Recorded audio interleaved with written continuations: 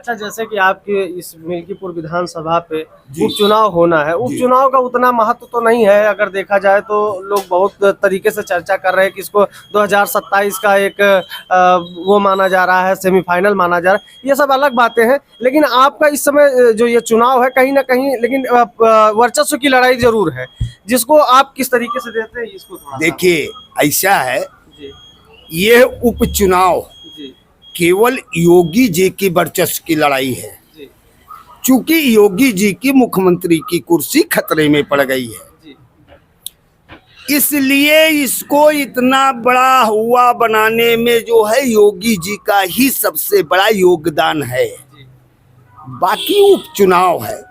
जी एक चीज आप हमें बताइए, बीजेपी गवर्नमेंट जी किस मुद्दे पर मिल्कीपुर में चुनाव लड़ेगी? कोई मुद्दा तो ये बताते नहीं है कि एक मिनट भाई, केवल यही कहते हैं कि मेरे साख का सवाल है। जी इस साख का सवाल है। जी इससे पहले 2017 में आपको मिल्कीपुर की जनता ने यहाँ से जिता करके विधायक दिया था। जी 5 साल में आपने उस विधायक के द्वारा हमारी मिल्कीपुर की जनता को क्या दिया? हमारे मिल्कीपुर क्षेत्र से कितने नौजवानों को रोजगार दिया गया? हमारे मिल्कीपुर क्षेत्र में कितने शिक्षा की व्यवस्था की गई?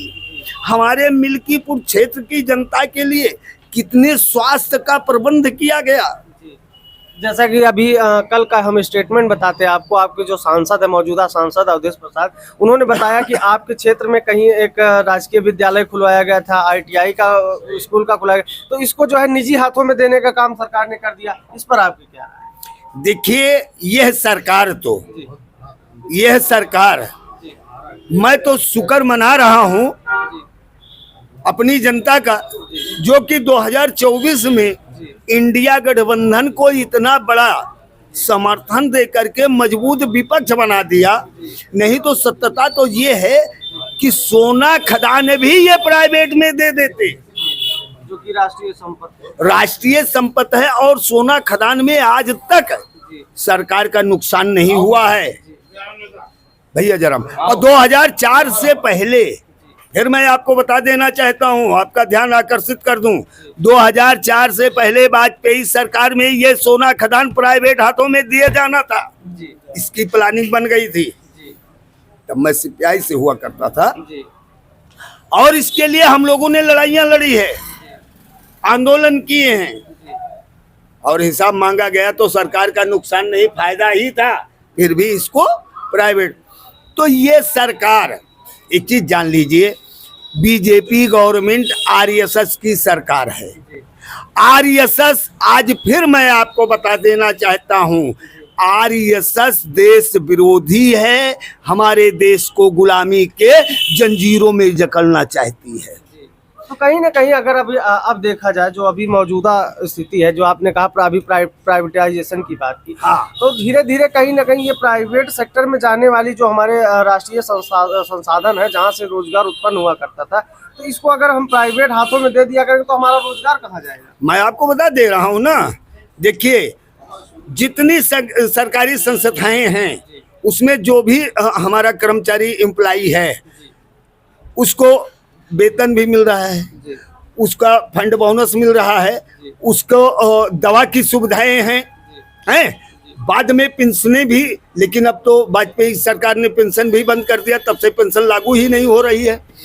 तो कहने का मतलब, सरकारी संस्था जब रहती है तो हमारे कर्मचारियों को सुविधाएं मिलती है, और जब वो प्राइवेट हो जाएगा तो ठेकेदार अपनी मनमर्जी से चाहे 5,000 में, चाहे 10,000 में, चाहे 7,000 में मजदूर रखेगा, और हमारे कर्मचारियों का दोहन करेगा, उत्पीड़न करेगा। और जब हमारे हिंदुस्तान का कर्मचारी उसका उत्पीड़न होगा, तभी तो देश गुलाम होगा। जैसे कि अभी BSNL की बात कर लीजिए, आप रेलवे की बात कर लीजिए, एयरपोर्टों की बात कर लीजिए, बंदरगाहों की बात कर लीजिए, ये कहीं ना कहीं बेहतर और बहुत तरीके से रोजगार देने का काम किया करते थे। सबसे बड़ा रोजगार देने वाला हमारे हिंदुस्तान में रेलवे था। जो आज बीजेपी गवर्नमेंट को वो भी घाटे में चल रही है, वो प्राइवेट में देना चाहते हैं, दे दिए थे। काफी मालगाड़ियों पर अडानी अंबानी लिख भी उठा था, लेकिन ये हिंदुस्तान की जनता का विरोध है कि अभी वो फाइल वैसे ही रुकी हुई है। मैं आपसे पूछना चाहता हूँ, सबसे बड़ा रोजगार देने वाला रेलवे, उसके बाद आपने अभी चर्चा किया, ये जब से आए हैं 2014 से लेकर के आज तक कितने बंदरगाह बनवाए? अभी तो हमारे साथ एक मिनट, एक भी नहीं बनवाए। कितना एयरपोर्ट बनवाए? एक भी नहीं बनवाए। अयोध्या वाला आपके अयोध्या में बना है। हाँ, अयोध्या पुराना है, देखिए पुराना है, लेकिन उसके बाद 70 साल जो सरकारें थी उसने कुछ नहीं किया।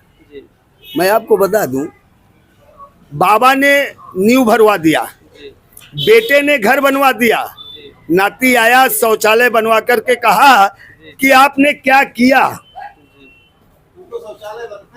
हमने शौचालय बनवा दिया। ये सरकार है, इस सरकार को शर्म नहीं आती ये कहने में कि नींव डलवाने में, घर बनवाने में कितनी मेहनत लगती है। शौचालय बनवा करके इन्होंने सब कुछ कर दिया, और जो दादा बाबा करके गए। अच्छा, आपने शौचालय की बात की तो मैं आपको एक बात और उठाना चाहूंगा यहाँ पे कि जैसे हम देखते हैं अभी ग्रामीण में तमाम गांवों को ओडीएफ घोषित कर दिया गया है, लेकिन अभी वो समस्या जस की तस हमको दिखाई देती है। मैं आपको बता दूं, देखिए ये घोटालेबाज सरकार है।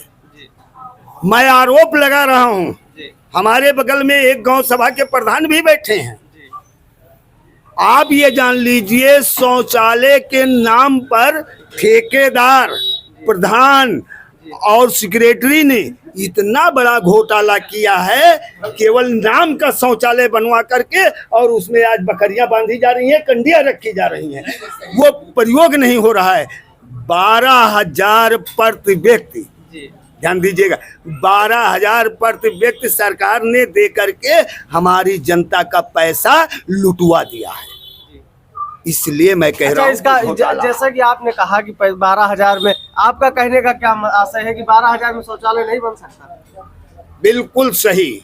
पहली चीज तो 12,000 में शौचालय बन नहीं सकता। और ये महोदय, मैं फर्जी नहीं, हमारे गांव में बन रहा था, स्वयं मुख्य विकास अधिकारी जी आए, और संजोग था कि कच्छा बनियाई न पहिरे, हम वहीं बैठा रहे। तो जो जांच करे आए, तो जो खड़ा बहन तो देखें तो जान गए कि कौनो चूतिया आए।